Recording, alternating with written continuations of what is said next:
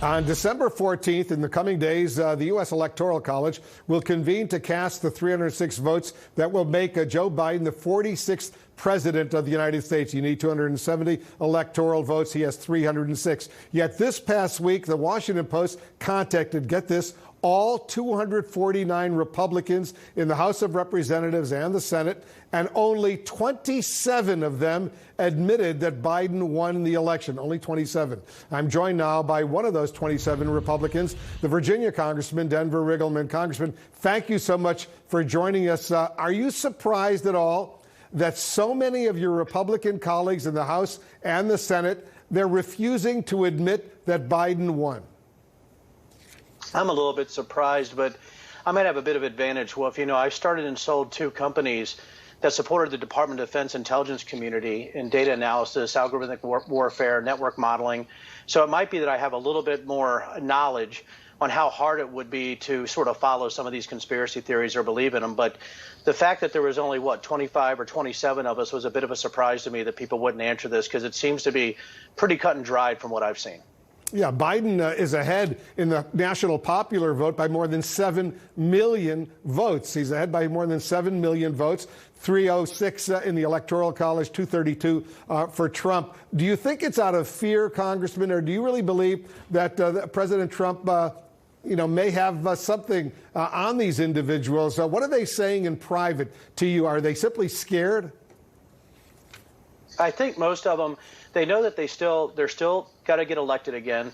They are worried about the base. They're worried about President Trump's ability, to manipulate certain types of individuals based on what he can do on social media. And as we know, he does like to do that, put out some things that just simply aren't true, specifically on conspiracy theories, whether it's NSA, hacking into computer machines, or whether it's somehow Dominion has a Venezuelan actor that's embedded code.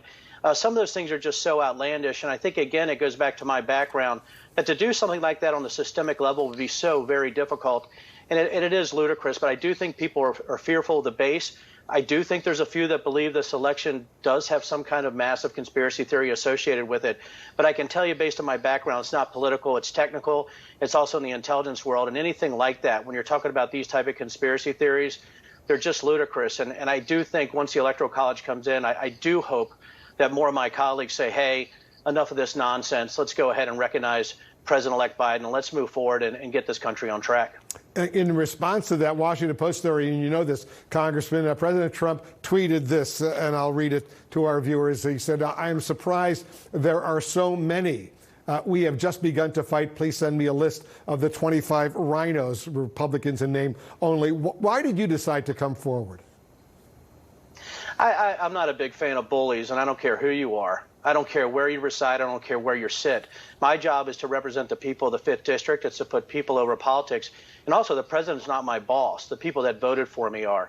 And if you want to put people on lists, I find it very hypocritical that we had Republicans jumping on people like Alexandria Ocasio-Cortez and these groups that were trying to out people that worked in the Trump administration. There was a screaming about these lists. And now we're talking about lists on the other side. And for me, it's this. I don't respond well to bullies. I was never in politics to begin with. I've had a gun stuck on my chest in Eastern Europe. I'm not afraid of somebody putting out a tweet. And if we have a lot of people mad because of a tweet and they're really furiously typing on their keyboards, I think they're going to get over it, because we're to a point right now that if somebody wants to say something about me, or say put out a list about me or an Adam Kinzinger or any of these individuals that said, hey, the election is over, this is the normal thing that we do in the United States, I got a problem with that. So if I could just have a little bit of fun, put up there, say, hey, I'm on the list, that I am, So, and also, his staff has a tough time doing facts and, researching facts and putting those out. So I figured I'd help them out a little bit. Yeah, well, you had the guts to do it.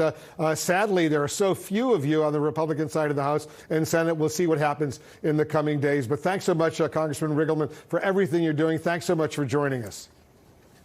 Wolf, it was a pleasure. Thank you, sir.